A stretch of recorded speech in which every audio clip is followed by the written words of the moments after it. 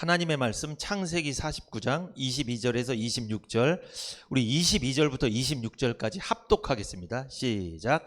요셉은 무성한 가지 곧 샘 곁에 무성한 가지라. 그 가지가 담을 넘었도다.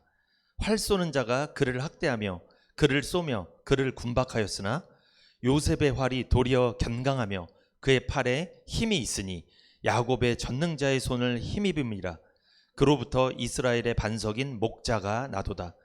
내 아비의 하나님께로 말미암나니 그가 너를 도우실 것이요 전능자로 말미암나니 그가 내게 복을 주실 것이라. 위로 하늘의 복과 아래로 원천의 복과 젖먹이는 복과 태의 복이로다. 내 아비의 축복이 내 부여조의 축복보다 나아서 영원한 산이 한없음 같이 이 축복이 요셉의 머리로 돌아오며 그 형제 중 뛰어난 자의 정수리로 돌아오리로다. 아멘. 창세기 49장 22절에서 26절을 중심으로 오늘 설교 제목은 요셉의 복입니다. 결론적으로 말씀드리면 이게 오늘 말씀이 무엇을 이야기하냐면 구원받은 성도는 요셉의 복을 받아 누린다 이거예요. 그러니까 내가 복음을 듣고 믿음으로 죄사함 받고 구원받았다면, 구원의 확신이 있다면 나는 요셉의 복을 받아 누리게 된다는 거예요. 이게 결론입니다. 설교를 왜 할까요 오늘? 그렇다면 요셉의 복이 어떤 복인지 알게 해서 그 요셉의 복을 받아 누리게 하는 게 설교의 목적입니다. 야곱에게는요 12아들이 있었습니다. 그 12아들이 이스라엘의 12지파가 됐습니다. 근데 이것은 하나님의 전적인 은혜였어요. 하나님의 은혜로 야곱이 그렇게 후손의 복을 받은 거예요. 그래서 오늘 우리가 읽은 창세기 49장은 야곱이 자신의 12아들들에게 축복하는 내용입니다. 그것이 창세기 49장이에요. 창세기 49장 28절을 같이 읽어볼까요? 이들은 이스라엘의 12지파라. 이와 같이 그 아비가 그들에게 말하고 그들에게 축복하였으되 곧 그들을 각인의 분량대로 축복하였더라. 이 야곱이 12아들 한 사람 한 사람에게 다 개별적으로 축복을 했습니다. 그 내용이 창세기 49장에 나오죠. 그런데 오늘 우리가 읽은 본문 있잖아요. 창세기 49장 22절에서 26절은 아들들 중에 요셉에게 그 아버지 야곱이 축복한 내용이에요. 그래서 설교 제목이 요셉의 복이잖아요. 요셉이 어떤 사람입니까? 요셉은요 어렸을 때 우리로 말하면 한 중고등학생 정도에 그는 꿈을 꿨습니다. 그때 하나님에게 약속을 받았어요. 그가 나중에 어떤 사람이 될지는 모르지만 굉장히 큰 사람이 될 거라는 꿈을 꿨어요. 하나님께서 그를 크게 쓰실 거라는 꿈을 꿨다는 거죠. 그런데 결국 하나님께서 요셉과 함께 하셔서 요셉은 결국 꿈을 이룹니다. 이처럼 요셉은 꿈을 통해서 하나님 약속을 받았죠. 우리는 무엇을 통해서 약속을 받았죠?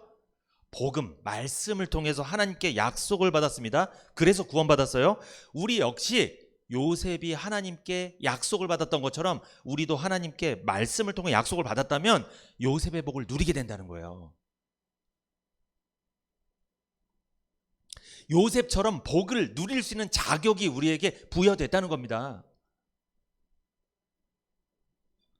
오늘 설교 말씀을 듣고 난 다음에 여러분은 이런 교제를 하셔야 돼요. 와, 내가 복음을 듣고 나는 구원받았어. 난 죄사함 받았어. 그럼 내가 누구네? 요셉이네? 그럼 나도 요셉처럼 복을 받겠네. 요셉은 꿈을 통해서 약속을 받았지만 나는 꿈보다 더 선명한 약속의 말씀을 통해 약속을 받았어. 하나님 나에게 천국을 약속하시고 이 땅에서 복 주신다고 약속하셨어. 그러면 내가 요셉이네. 난 요셉보다 더 선명한 약속을 받았네. 요셉은 꿈을 꿨잖아요. 그건 해석을 해야 돼요. 우리는 해석할 필요도 없어요. 하나님이 복 주신다면 그냥 아멘 하면 됩니다. 우리가 요셉보다 더 유리합니다. 사실 엄청난 사람들이에요. 여러분, 우리가 복 받은 사람들이에요. 너무 위축되지 마세요. 너무 세상에서 좀 뭐가 안 된다고 힘들어하지 마시라는 거예요. 왜 복 받은 사람들이 왜 위축돼 있냐고요. 복을 받았는데. 요셉의 복은 어떤 복일까요? 하나하나 살펴보겠습니다. 첫 번째, 샘 곁에 무성한 가지의 복입니다. 창세기 49장 22절 한번 읽어볼까요? 요셉은 무성한 가지 곧 샘 곁에 무성한 가지라 그 가지가 담을 넘었도다. 요셉은 샘 곁에 무성한 가지의 복을 받았답니다. 샘 곁에 무성한 가지가 뭐예요? 이것은 늘 푸른 나무를 상징하는 거예요. 사철 내내 잎이 푸른 나무입니다.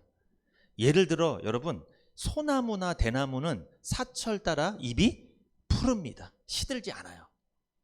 마치 그런 나무처럼 샘 곁에 무성한 가지는 늘 푸른 나무예요. 시냇가에 심겨진 나무란 뜻이에요.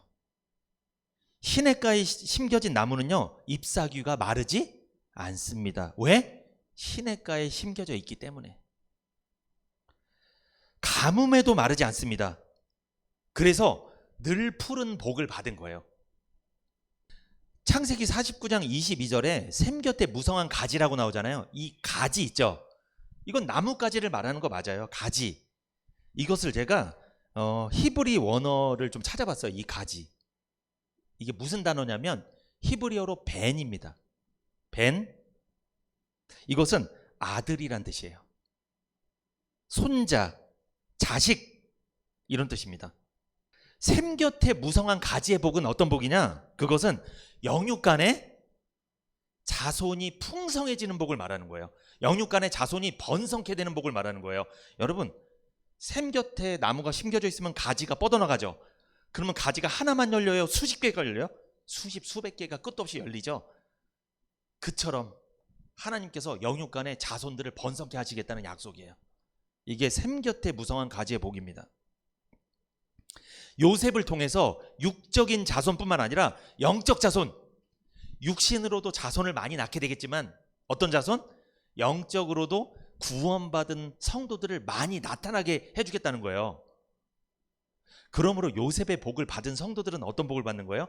육신적으로도 잘 되지만, 번성하지만 영적으로도 나를 통해, 우리 가족을 통해, 우리 집안을 통해 많은 사람들이, 구원받은 사람들이 나타난다는 거예요. 이 놀라운 복입니다.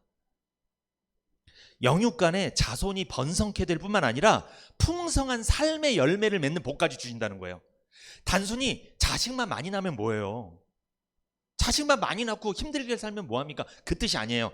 자식도 많이 낳고 구원받는 사람도 많이 나타나고 그들의 삶에 하나님께서 풍성한 복의 열매, 복들을 막 주신다는 거예요. 잘 산다는 거예요. 행복하게 산다는 거예요. 오늘 이 복 많이 받고 가세요? 이처럼 좋은 복이 어디 있습니까? 영육간에 복을 준다는데. 야곱이 이렇게 요셉을 축복했습니다. 그런데 놀랍게도 야곱이 이렇게 축복한 대로 결국 요셉은요, 두 아들을 낳게 됩니다. 애굽에서 낳은 아들들인데 그 아들의 이름이 에브라임이랑 므낫세입니다. 그런데 이 에브라임이나 므낫세는 약속의 땅에서 낳은 아들이 아니라 요셉이 애굽에서 결혼해서 낳은 아들이에요. 그런데 놀랍게도 애굽에서 낳았지만, 이방 땅에서 낳았지만 그들은요, 이스라엘 12개 지파의 안에 들어갑니다. 소속이 되게 돼요. 이스라엘 12개 지파에 포함이 됩니다. 후에 가나안 땅을 분배받을 때 에브라임이랑 므낫세 지파는요, 다른 지파보다 넓고 풍요로운 지역을 분배받았어요. 진짜 야곱이 축복한 대로 그대로 좋은 땅을 받았어. 여러분, 자녀들한테 말할 때 잘하세요. 화 놔도요, 이렇게 얘기하세요. 에이, 잘 될 놈아 이러세요. 에이, 죽을 놈아, 귀신이 뭐하냐, 너 안 잡아가고 이러지 마세요. 진짜 잡아가요. 그러지 마세요, 여러분. 에이, 성공할 놈아, 잘 될 놈아, 복 받을 놈아 이러세요. 말을 하더라도 그대로 된다니까요. 잘 될 놈아 하지 마시고 잘 될 분아, 잘 될 니마 이렇게 해주세요. 좀 존댓말로. 조금 화나면 잘 될 놈아 이렇게 하시고. 잘 될 겁니다. 우리 시흥은혜 교회 모든 자녀들, 후손들 잘 될 겁니다. 축복합니다. 아멘. 영육간에 번성하게 될 거예요. 야곱이 축복한 대로 요셉의 자식들이 진짜 복 받았어요. 어떻게 땅을 받았는데 좋은 땅을 받았어. 다. 이 말을 정말 잘해야 됩니다. 그런데 여러분, 에브라임 있잖아요.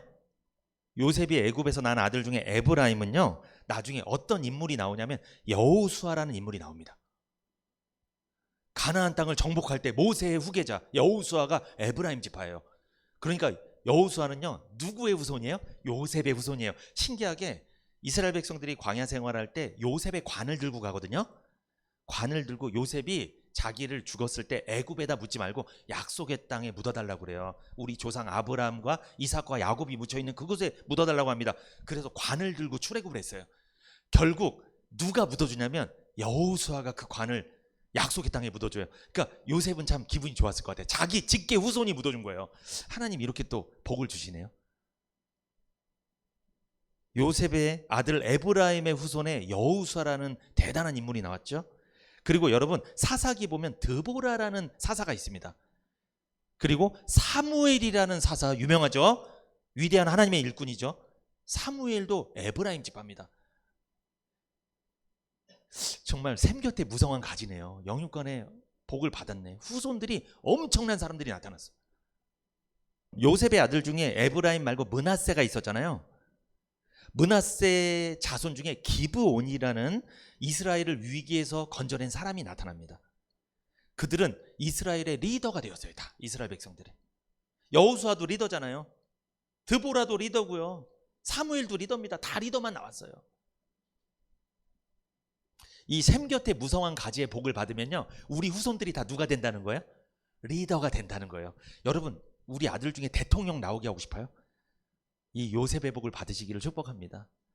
이 샘 곁에 무성한 가지, 남들한테 막 굽신거리는 그런 거로 쓰임받는 게 아니라 정말 많은 사람들을 이끄는 리더로서 하나님께서 쓰임받게 하는 복을 주신다는 거예요. 이게 요셉의 복입니다. 샘 곁에 무성한 가지의 복이에요. 그런데 이 샘 곁에 무성한 가지는 담장 안에서 퍼졌습니까? 담장을 넘었습니까? 창세기 49장 22절 보면 담을 넘었다고 나오죠? 담 바깥에까지 뻗었다는 거예요. 담을 넘었다는 건 무슨 뜻이냐? 번성치 못하게 가로막는 어떤 장애물을 뛰어넘었다는 거예요. 창세기 39장 2절에서 3절 시작. 여호와께서 요셉과 함께 하심으로 그가 형통한 자가 되어 그 주인 애굽 사람의 집에 있으니 그 주인이 여호와께서 그와 함께 하심을 보며 또 여호와께서 그의 범사에 형통케 하심을 보았더라. 이게 무슨 말씀이에요? 이 말씀은 형들의 시기와 미움으로 인해서 요셉이 애굽에 팔려갔죠. 그래서 보디발이라는 그 나라 군대 장관의 집에서 노예살이라는 거예요. 종살이라는 거예요. 그러면 요셉의 인생에서 담이 뭐예요? 담? 그의 인생을 가로막는, 뻗어나가지 못하게 만드는 담이 뭐였어요? 지금 애굽의 노예로 팔려나간 거. 이게 그의 인생을 가로막는 거예요. 아버지 집에 있었으면 그래도 평안하게 살았을 텐데 형들이 미워해서 애굽으로 팔아버린 거예요. 애굽에 보내버린 거예요. 그의 인생에 장애물이 생겼어요. 지금 노예 생활을 하는 거예요. 그것도 자기 나라가 아니라 어디서? 타국에서, 이방에서. 애굽의 노예로 팔려간 것이 요셉의 인생을 가로막는 담이었다는 거죠. 그런데 요셉에게 이런 인생의 담만 있었던 게 아닙니다. 요셉 참 힘들게 살았어요. 창세기 39장 23절 읽어볼까요? 창세기 39장 23절 시작. 전혹은 그의 손에 맡긴 것을 무엇이든지 돌아보지 아니하였으니 이는 여호와께서 요셉과 함께 하심이라. 여호와께서 그의 범사에 형통케 하셨더라. 요셉은 그의 인생에 참 가로막힌 담이 많았던 사람입니다. 애굽의 노예로 팔려간 것도 인생의 담이었지만 그것에 더해서 설상가상으로 그는 그 집에서 억울한 누명까지 쓰게 됐죠. 그 보디발의 아내를 겁탈하려 했다는 억울한 누명을 쓰고 그는 감옥에 들어갑니다. 감옥에 들어가면 어때요? 사방이 가로막혀 있죠. 사방이 가로막혀 있는 담, 그것도 죄가 있어서 들어간 것도 아니고 억울하게 들어갔는데 이게 요셉 인생의 담이었어요. 막혀 있는 담. 좀 뻗어나가고 싶은데 뻗어나가지 못하게 만드는 인생의 담. 그렇게 요셉의 인생에 담이 가로막힐 때마다 하나님께서 요셉과 함께 하셨습니다. 그래서 그 담을 거뜬히 넘을 수 있도록 은혜를 베풀어 주셨다는 거예요. 요셉이 보디발 집에서 노예 생활할 때도 어떤 말이 반복될까요? 여호와께서 요셉과 함께 하심으로, 이 말이 계속 반복돼요. 그리고 여기 그의 범사에 형통케 하셨다. 그리고 요셉이 감옥에 들어갔어요. 억울한 누명을 쓰고. 근데 거기에서도 뭐라고 해요? 여호와께서 요셉과 함께 하셨다. 그의 범사에 형통케 하셨다. 이 말이 계속 반복되고 있어요. 그러면 이게 무슨 뜻이냐? 요셉은 샘 곁에 무성한 가지의 복을 받았잖아요. 가지가 담을 넘었잖아요. 그러면 하나님이 요셉 인생에 가로막혀 있는 이 담을 뭐 했다? 넘어가게 해주셨다는 거예요. 요셉이 보디발 집에 노예 생활로 끝나게 안 하셨다는 거예요. 노예라는 담을 넘어가서 결국 어디까지 갔어요? 애굽의 총리까지 올라갑니다. 뻗어갑니다. 그리고 요셉이 계속 감옥에 있었어요? 아닙니다. 이 감옥에서 풀려납니다. 나중에 이 감옥이라는 담을 뛰어넘게 해주시는 거예요. 이게 샘 곁에 무성한 가지의 복입니다. 놀라운 복이에요. 이 복이 성취가 된 거예요. 요셉은 형들의 시기로 애굽의 노예로 팔려갔습니다. 억울한 누명을 쓰고 감옥에 갇혔습니다. 이것은 요셉 인생의 외적인 담입니다. 외형적으로 보이는 담이에요. 장애물이라는 거예요. 그런데 외형적인 담만 있었던 게 아닙니다. 내적인 담, 내적인 장애물도 있었는데 그게 뭐냐?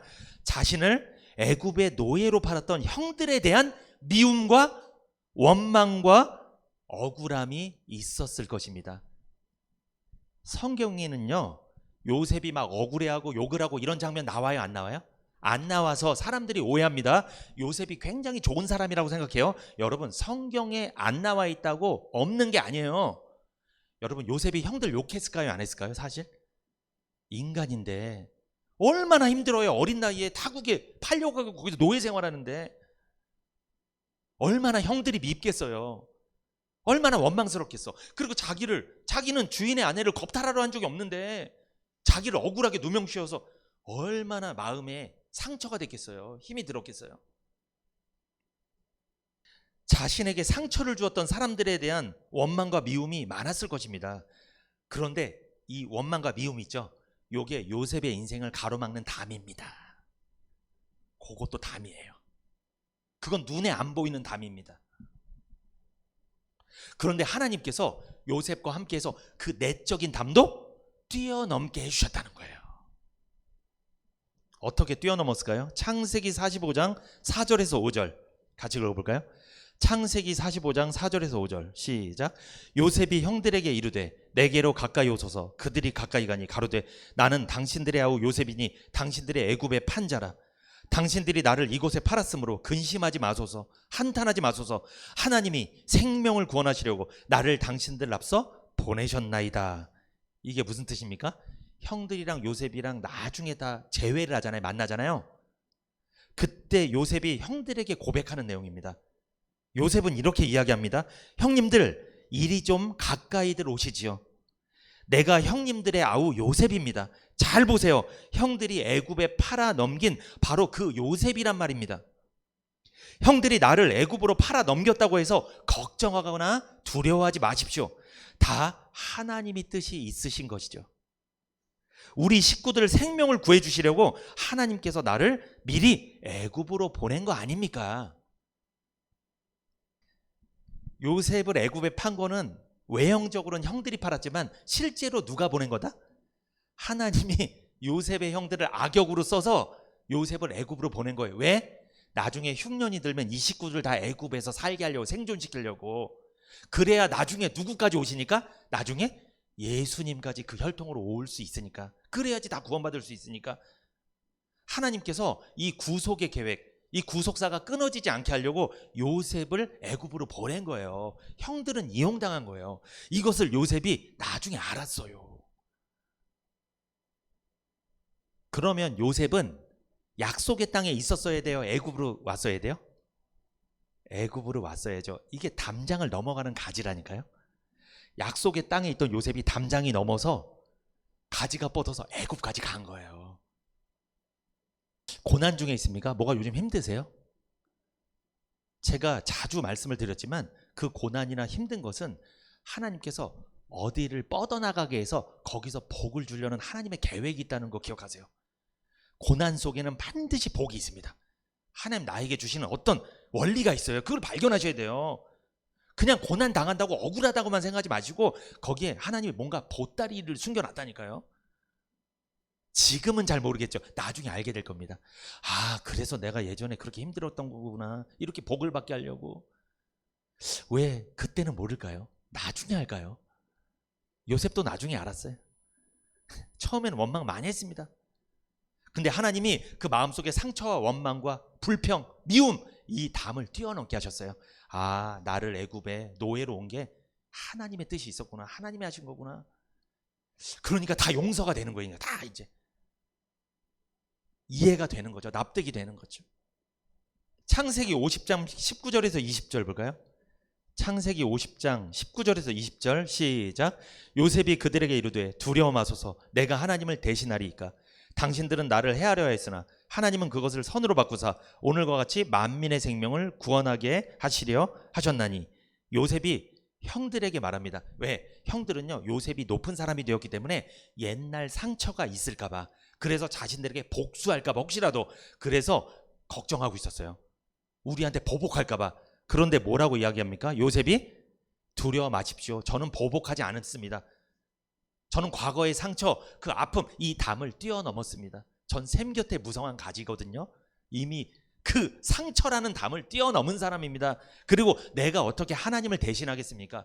형들을 심판하실 분은 누구다? 하나님이시지 내가 어떻게 그 자리를 대신하겠습니까? 내가 어떻게 하나님이 되겠습니까? 저는 그렇게 못합니다. 저는 심판할 수 없습니다. 심판의 권한은 하나님께 있는 것입니다. 20절에 당신들은 나를 해하려 했습니다. 사실 나를 애굽으로 보낸 거 형들이 맞습니다. 그거 맞아요. 그러나 하나님은요, 뭐라고 말합니까? 도리어 그것을 좋게 바꿔주셨습니다. 오늘날 이렇게 형들을 살리고 많은 백성들을 살리게 한 거 아닙니까? 이렇게 흉년이 들었는데 애굽 땅에는 풍년이에요. 그래서 형들을 이렇게 살린 거 아닙니까? 요셉이 이렇게 오히려 형들에게 반문하잖아요. 축복합니다. 하나님은요, 안 좋게 보이는 것을 좋게 바꿔주신 하나님이에요. 지금 내 눈에 안 좋게 보이는 거 있죠? 그거를 좋게 꾸며주시는 분이에요. 바꿔주시는 분이에요. 이런 하나님 믿으셔야 돼요.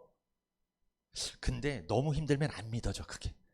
왜 나한테만 이러실까? 이런 생각이 들어. 더 큰 뜻이 있는데. 철이 좀 들어야 돼요. 이게 믿음이 좀 있어야 돼요. 요셉은 자신과 가족들을 향한 하나님의 계획과 섭리를 알게 되었습니다. 그리고 형들을 용서했습니다. 비로소 요셉 마음속에 있던 형들을 미워하고 원망했던 이 내적인 담, 이 내적인 장애물을 요셉이 뭐 한 거예요? 뛰어넘은 거예요. 와, 야곱이 축복한 대로 샘 곁에 무성한 가지가 담을 넘어버렸어. 우리도 요셉처럼 인생의 여러 가지 우리를 가로막는 담, 장애물을 마주할 수 있습니다. 외적인 담이 있습니다. 예를 들어 경제적인 어려움이 있을 수 있죠. 그리고 가난이 있을 수 있습니다. 그리고 질병, 사람과의 문제, 우울증, 고독.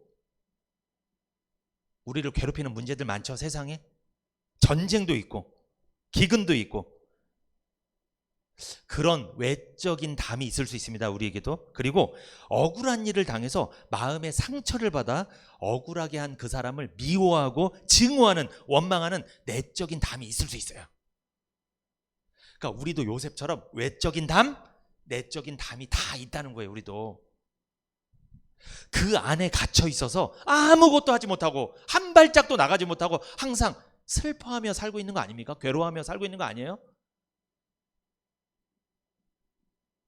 우리에게 일어난 모든 일, 좋은 일이든 나쁜 일이든 납득할 만한 일이든 도저히 납득될 수 없는 억울한 일이든 모든 일이 하나님의 계획과 섭리가 있음을 믿음으로 용서하며 살아가시기를 축복합니다.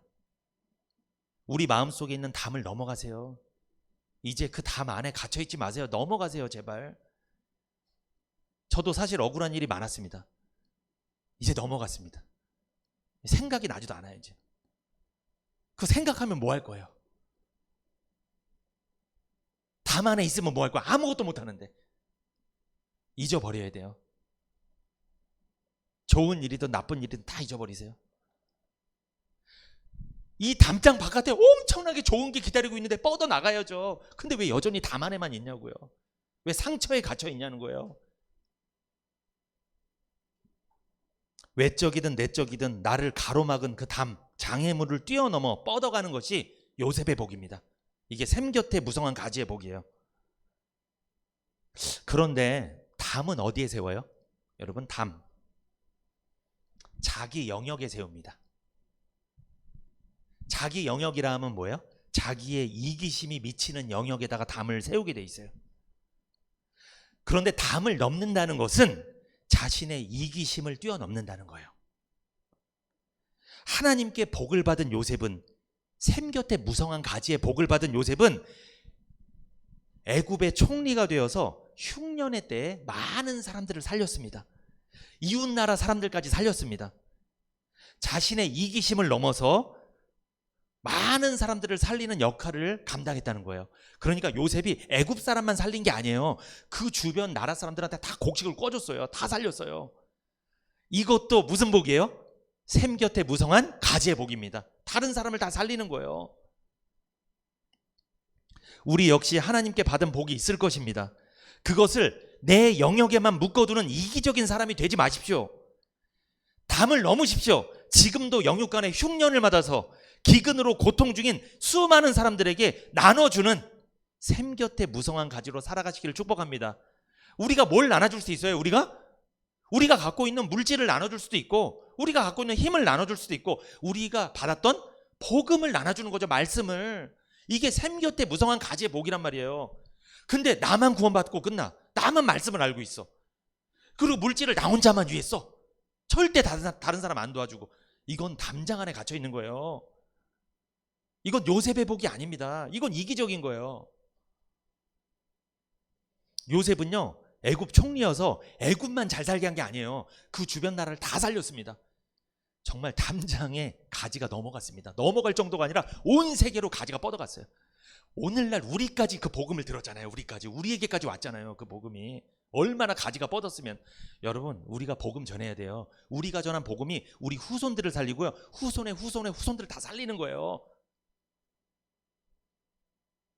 그래서 여러분, 전도와 선교가 뭡니까? 담장을 넘어가는 거예요. 전도와 선교는 요셉의 복이에요. 그러니까 전도한다는 건 복음을 전해준다는 거잖아요. 선교한다는 거는 외국에 있는 사람들에게 복음을 전하는 게 선교잖아요. 그들이 필요한 걸 공급해 주는 거잖아요. 이게 요셉의 복이에요. 그래서 전도와 선교를 열심히 하는 교회는 무슨 복을 받은 거다? 요셉의 복을 받은 거예요. 그러니까 요셉의 복이 뭐라고 말씀드렸죠? 담장 넘어 가지가 뻗어나가는, 부흥하는 복뿐만 아니라 그들이 가지가 뻗어나가니까 거기서 뭐가 열매요? 뭐가 열려요? 열매가 풍성히 열리는 거예요. 가지가 많으니까 풍성히 열매를 맺는 거야. 그래서 전도를, 선교를 더 열심히 하니까 오히려 교회가 가난해지지 않아요. 오히려 여러분의 삶이 가난해지지 않아요. 오히려 더 열매가 더 많이 맺혀요. 전도와 선교를 열심히 한 교회, 열심히 한 가정치고 못 사는 집 없습니다. 못 사는 교회 없어요. 다 부흥했어요. 그런데 담장 안에 가둬놓잖아요. 우리끼리만 교제하고 우리끼리만 좋다. 이렇게 된다면요, 거기서 끝이에요. 그냥 더 성장할 수 없습니다.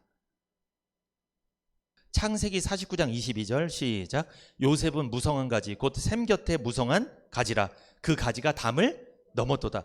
여기 샘 곁에 무성한 가지, 아까 제가 가지가 아들이란 뜻이라고 그랬잖아요. 아들, 자식, 손자, 자손이란 뜻이라고 말씀드렸습니다. 그런데 이 히브리어 원문을 보면요, 이 무성한 가지가 아들이란 뜻은 말고도 어떤 뜻이 있냐면 들나귀 새끼란 뜻도 있어요. 전혀 다른 뜻이에요. 아들이란 뜻 말고도 무슨 뜻? 들나귀 새끼. 그러니까 이게 무슨 뜻? 해석하면 이거예요. 요셉은 무성한 가지 곧 샘 곁에 무성한 가지, 후손을 많이 번성하게 될 거다라는 뜻도 있고, 요셉은 들나귀 새끼다 이런 뜻이에요. 이게 무슨 뜻이야? 왜 또 들나귀 새끼가 나와 여기서? 요셉은 샘 곁에 들나귀 새끼다. 나귀는요, 이스라엘 백성들에게 부정한 동물이에요. 절대 그거를 먹지도 않아요. 제물로도 쓰지 않아. 희생 제물을 쓸 때는 양과 염소와 소를 썼어요. 이 나귀 새끼는 제물로도 쓸 수 없는, 그냥 집만 평생 지고 살아가는, 정말 어떻게 보면 쓸모없는 인생이 이 들나귀 새끼입니다. 요셉은 무성한 가지, 들나귀 새끼, 이게 무슨 뜻이에요?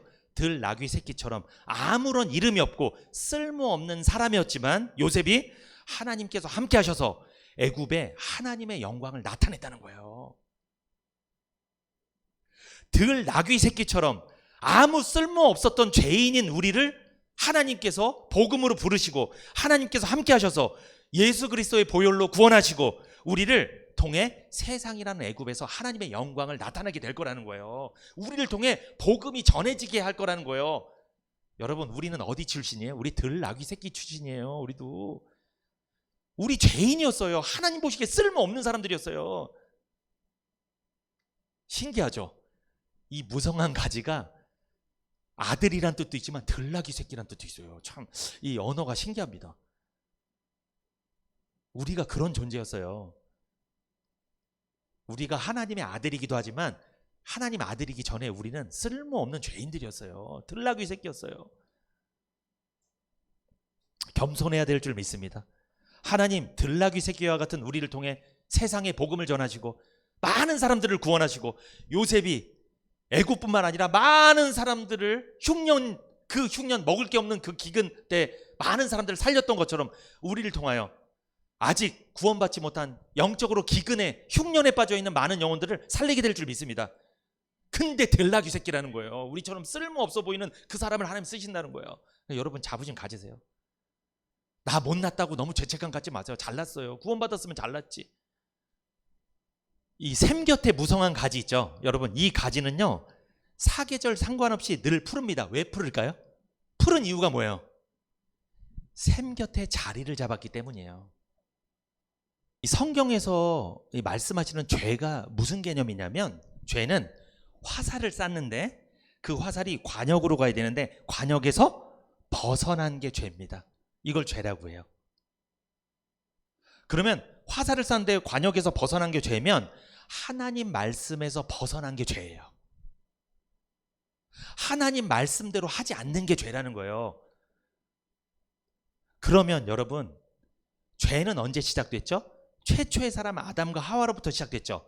아담과 하와는 잘 보세요. 하나님 말씀에 선악을 알게 하는 나무의 열매는 먹지 마라. 먹으면 죽는다고 했잖아요. 근데 그 말씀에 머물러 있었어요? 말씀에서 벗어났어요? 말씀을 믿지 않았습니다. 벗어났어요. 그래서 선악과를 먹어버렸습니다. 자기가 하나님이 되려고. 하나님께 반란을 일으킨 거예요. 하나님 말씀 순종하지 않은 거예요. 그러면 아담과 하와는 선악과를 먹은 순간 하나님의 궤도에서 똑바로 가는 거예요? 벗어난 거예요?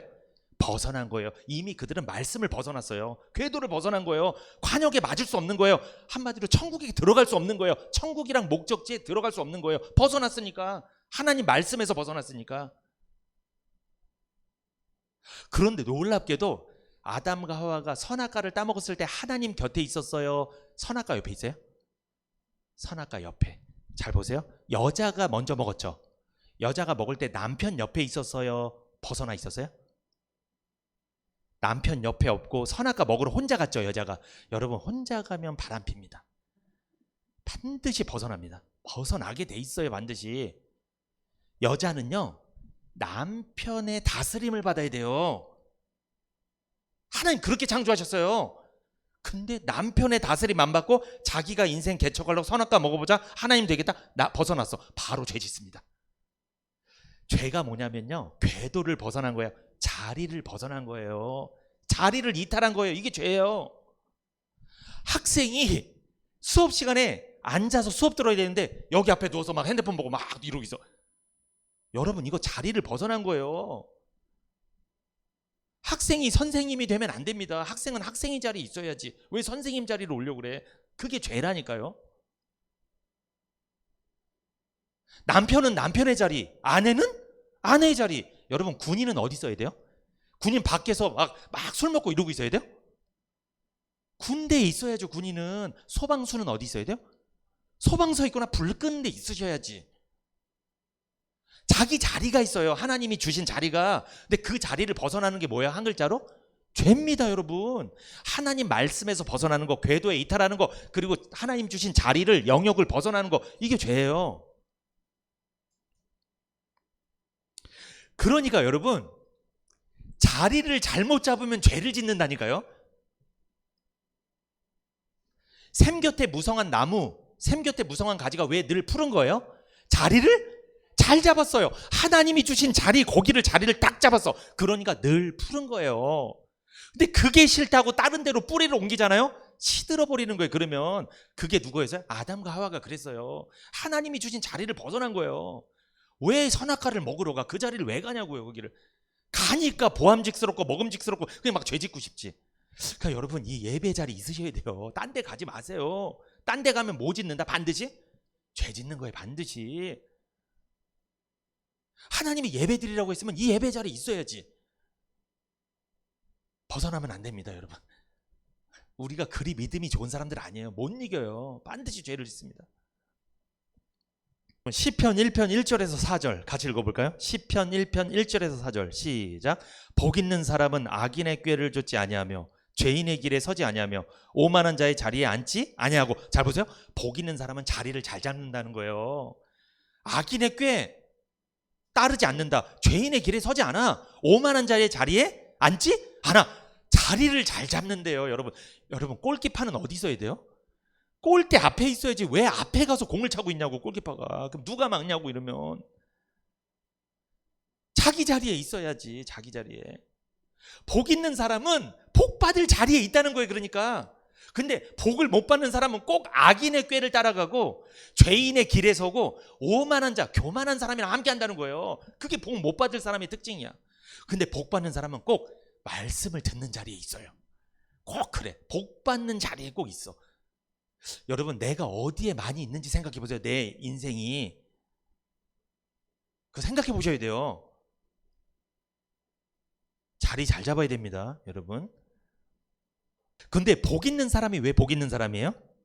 2절에 오직 여호와의 율법을 즐거워하여 그 율법을 주야로 묵상하기 때문이다. 이게 무슨 뜻이냐? 하나님 말씀을 너무나 즐거워해서 그는 밤낮으로 묵상한대요. 이 묵상한다는 건 되새긴다는 겁니다. 여러분도 유튜브를 통해 많이 되새기고 계시죠? 복 있는 사람임을 축복합니다. 여러분 복 있는 사람이에요. 되새기는 거예요. 계속. 단순히 기계적으로 많이 듣는 게 아니고 그 말씀을 들으며 그 말씀 안에 무슨 뜻이 있는지 나에게 적용해 본다는 거예요. 이게 묵상이에요. 되새김. 시편 1편 3절에 저는 복 있는 사람은 시냇가에 심은 나무가 시절을 쫓아 과실을 맺으며 그 잎사귀가 마르지 아니함 같으니 그 행사가 다 형통하리로다. 복 있는 사람은 시냇가에 옮겨 심은 나무와 같다. 한마디로 시냇가의 자리를 잘 잡았다. 그래서 가뭄이 들어도 안정적으로 물을 공급받는다.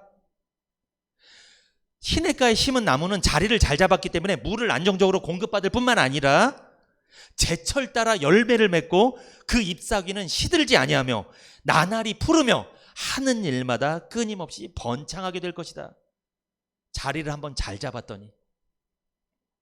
그런데 여러분 1장 4절에 악인은 그렇지 않으며 오직 바람에 나는 겨와 같도다. 여러분 악인은요 어떤 사람이에요? 악인이 세상에서 때리고 욕하고 이런 사람만 생각하지 말고 여기서 악인은 누구예요? 도덕적으로 착하고 윤리적으로 깨끗하게 살지만 누구 말씀을 무시하는 거예요? 하나님의 말씀을 무시하는 사람. 하나님 말씀 없이 모든 게 완벽한 사람, 깨끗한 사람. 이 사람이 성경은 악인이라고 합니다. 근데 악인은 뭐라고 해요? 바람에 나는 겨와 같다. 여러분 악인, 하나님 말씀을 무시하는 사람은요 바람에 나는 겨와 같습니다. 그래서 자리를 못 잡습니다. 항상 돌아다녀요. 돌아다녀 계속. 자리를 못 잡습니다. 왜 그럴까요? 시냇가에서 물을 안정적으로 공급받아야 되는데 공급을 못 받아. 그러니까 그는 떠돌아다닐 수밖에 없고 열매를 맺을 수가 없는 거예요. 인생이 비참합니다. 그래서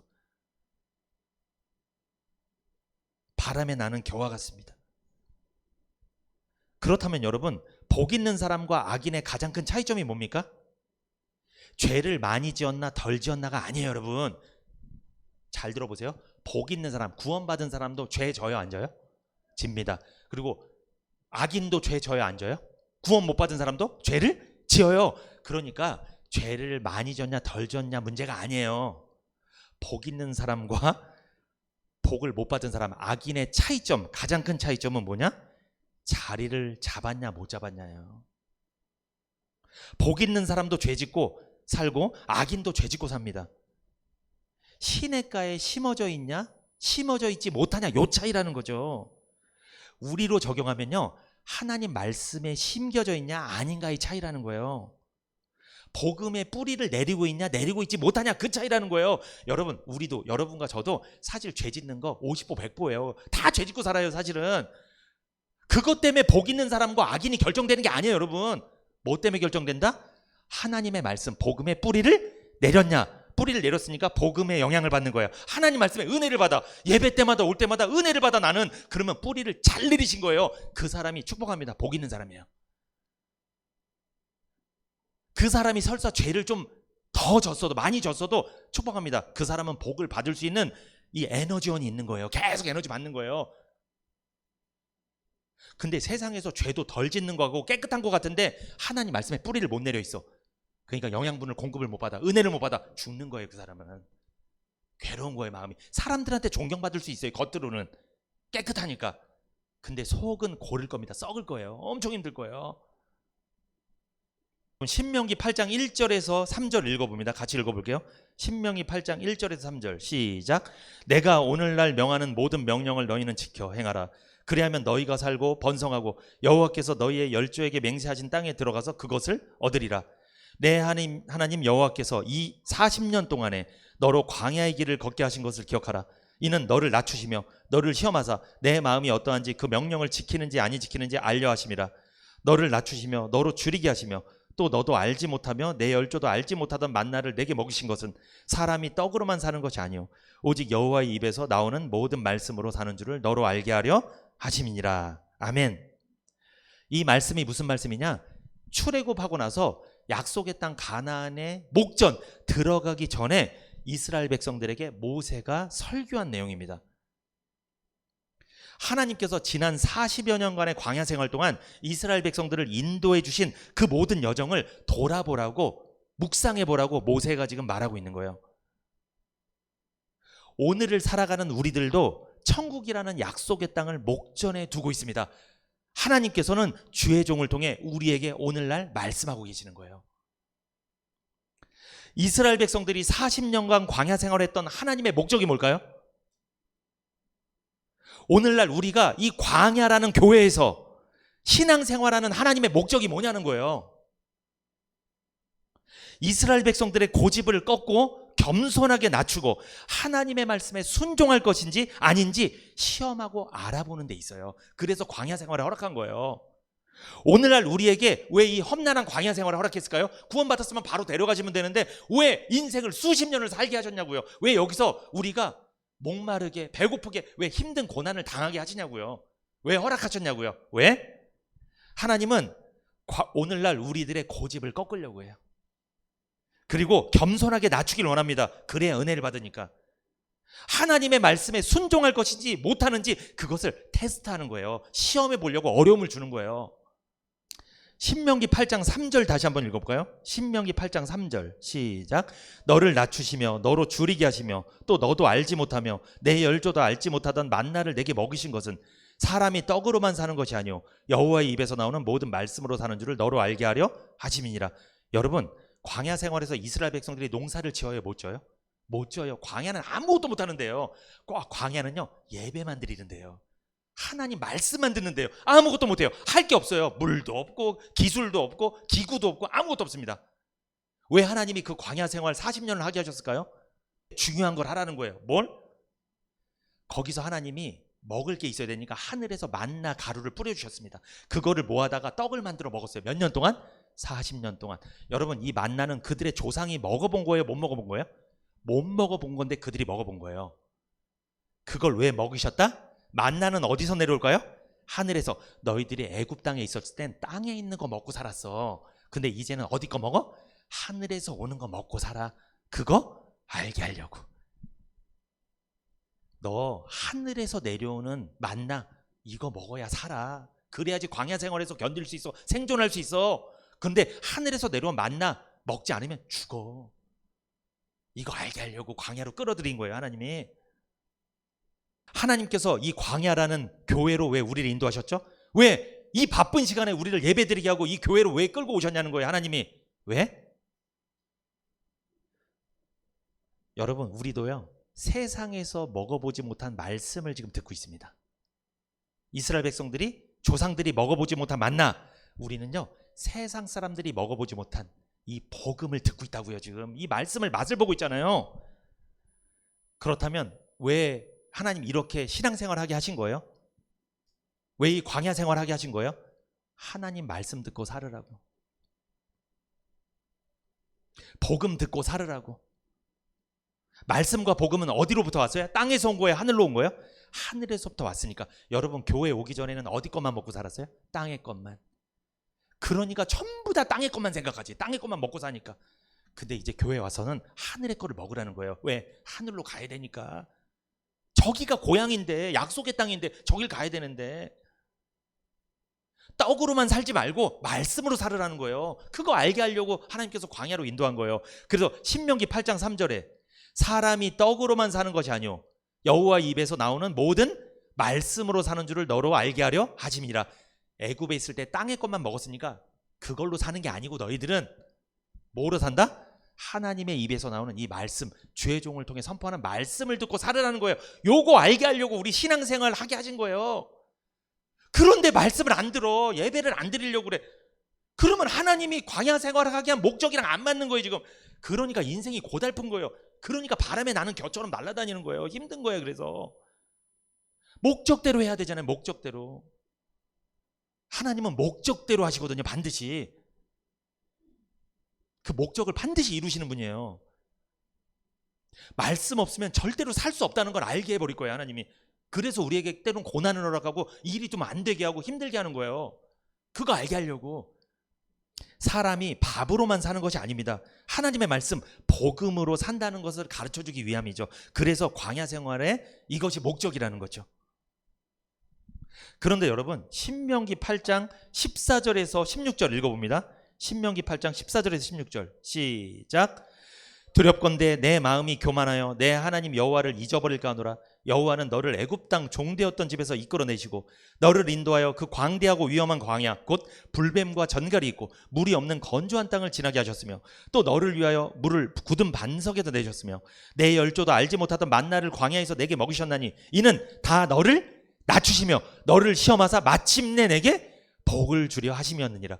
하나님이 광야에서 목마르게 하고 배고프게 하고 힘들게 하고 이렇게 했던 이유가 뭐다? 마침내 너에게 복을 주게 하려고. 그러면 여러분, 복은요 기억하셔야 돼요. 반드시 말씀을 통해 와요. 광야에서 힘들게 한 것은 뭘 들으라고? 하늘에서 내려준 만나 먹고 살으라고. 왜 우리를 이렇게 힘들게 할까요? 때로는 하나님의 말씀 듣고 살으라고. 그러면 그 말씀을 통해 뭐가 오니까? 복이 오니까. 마침내 복을 주려고 하나님 그렇게 어렵게 했다는 거예요. 근데 말씀을 안 들어. 그러면 어떻게 복이 오냐고요. 복은 말씀을 통해 오는데. 마침내 복을 주려 하심이었느니라. 우리도 마찬가지입니다. 하나님께서 세상에 많은 사람들이 들어보지 못한 이 복음의 말씀을 우리에게 듣게 하시고 인도하신 것은 우리를 낮추고 겸손하게 하시려고 하는 거예요. 시험하시는 거예요. 마침내 복을 받게 하시려는 겁니다. 샘 곁에 무성한 가지, 복음의 말씀에 뿌리를 내려 마침내 약속된 복을 받게 하려 하심이었다는 거죠. 광야 생활했던 이스라엘 백성들 중에 복음의 말씀을 믿음으로 뿌리를 내렸던 사람들, 이 사람들은 약속의 말씀을 믿은 사람들입니다. 이 사람들은 약속대로 가나안 땅을 기업으로 물려받았습니다. 그러나 복음의 말씀에 뿌리를 내리지 못한 사람, 하나님의 약속을 의심하고 믿지 않은 사람들은 약속의 땅에 들어가지 못했습니다. 오늘 우리는 요셉의 샘 곁에 무성한 가지의 복을 받았음을 성경을 통해 보았죠. 샘 곁에 무성한 가지의 복, 뻗어나가는 복. 근데 샘 곁에 무성한 가지는 어디에 뿌리를 내렸다? 시냇가에 뿌리를 내렸다. 우리로 적용하면 말씀의 복음에 뿌리를 내렸다. 그렇게 된다면 우리는 사람이 떡으로만 사는 것이 아니라 하나님의 말씀으로 살아야 될 줄 믿습니다. 왜? 우리가 말씀에 뿌리를 내렸기 때문에. 왜 다른 데 뿌리를 내리냐는 거예요. 우리는 세상에 뿌리를 내려서 사는 사람들이 아니에요. 말씀에 뿌리를 내린 사람인데 왜 말씀보다 세상을 좋아하냐고요. 잘못된 거지 이거는. 시편 1편에 시냇가에 심은 나무는 제철 따라 열매를 풍성히 맺고 그 잎사귀가 마르지 아니하는 복을 받았죠. 뻗어나가는 복을 받았다는 거죠. 담장을 넘은 복입니다. 말씀의 시냇가에 심겨진 성도, 즉 복음의 뿌리를 내린 성도는 요셉의 복을 받는다는 의미죠. 시흥은혜교회 성도님들 말씀의 강에 뿌리를 내리십시오. 복음의 강에 뿌리를 내리십시오. 여러분의 삶에 풍성한 열매가 맺혀지게 될 겁니다. 여러분을 통해 여러분의 외적인 내적인 모든 담을 넘어가게 될 줄 믿습니다. 어떤 환경에서도 어떤 형편에서도 열매를 풍성히 맺게 될 줄 믿습니다. 교회도 가정도 사업도 후손도 생육하고 번성케 될 줄 믿습니다. 하나님께서 번성케 되는 복을 우리 교회와 성도들에게 주신 줄 믿습니다. 여러분 히브리서 6장 14절 15절 읽고 마치겠습니다. 히브리서 6장 14절 15절. 가라사대 내가 반드시 너를 복주고 복주며 너를 번성케 하고 번성케 하려 하셨더니 저가 이같이 오래 참아 약속을 받았느니라. 약속 받으셨어요? 오늘 요셉의 복 약속 받으셨죠? 샘 곁에 무성한 가지 복 받으셨죠? 그렇다면요 여러분 기다리세요. 저가 이같이 오래 참아 약속을 받았다. 우리에게 필요한 건 인내인 줄 믿습니다. 믿음을 가지세요. 인내하세요. 이 약속이 성취될 때까지 좀 기다려보세요. 반드시 하나님 요셉의 복을 내려주실 줄 믿습니다.